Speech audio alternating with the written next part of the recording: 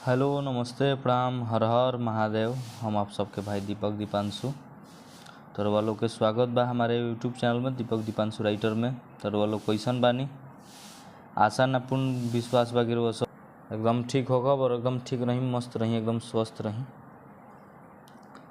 तो आज हम रोज सब खातिर बहुत ही एकदम अच्छा सॉन्ग लेकर गए बानी। बोलबम सॉन्ग बजौन बोलबम सॉन्ग बाटे 2024 तर्जबा मारा दंदन अवधेश प्रेमी के जौन अभी नयका गाना एकदम चल रहा बाटे वही गाना पे बोलबम सॉन्ग रोज सब खातिर लेकर गए बानी।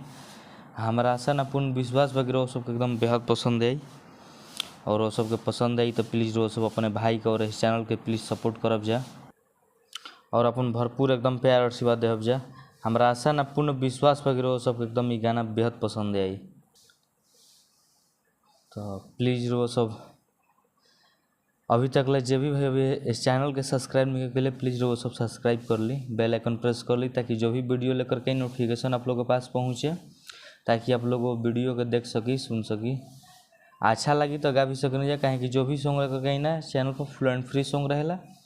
तो प्लीज़ वो सबसे रिक्वेस्ट बटे कि ज़्यादा से ज़्यादा हमारे चैनल से जुड़ी जाए और अपने भाई के और चैनल के खूब रो सब अपन प्यार आशीर्वाद दी जाए।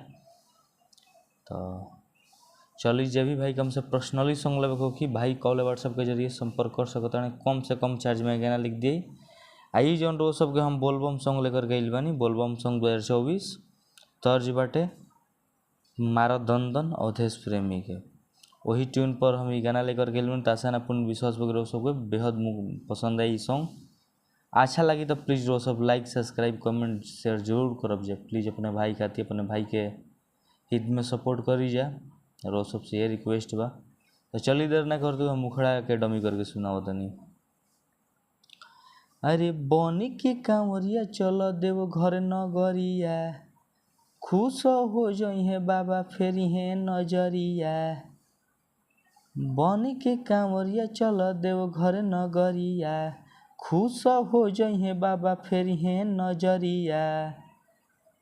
लगावत चले के संगे बाबा के जय करिया, जल ढारे के बा पहिला सोमरिया। तुहू क के चंदन चल राजा दंदन, तुहू कल चंदन चल राजा दंदन। तो वो सबके हल्का फुल्का जो ट्यून बाटे ट्यून गड़बड़ाइल हुई तो प्लीज़ वो सब अपने भाई के माफ़ करब जा, ठीक नो।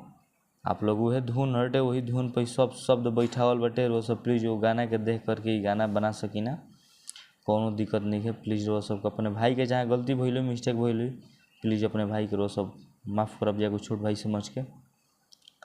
तो रो सब कि हमारे मुखड़ा कैसन लागल हो लिखल शब्द रो सब जरूर कमेंट करके बताइब जा। अच्छा लगी तो प्लीज़ अपने भाई खातिर लाइक शेयर चैनल सब्सक्राइब जरूर करब जा।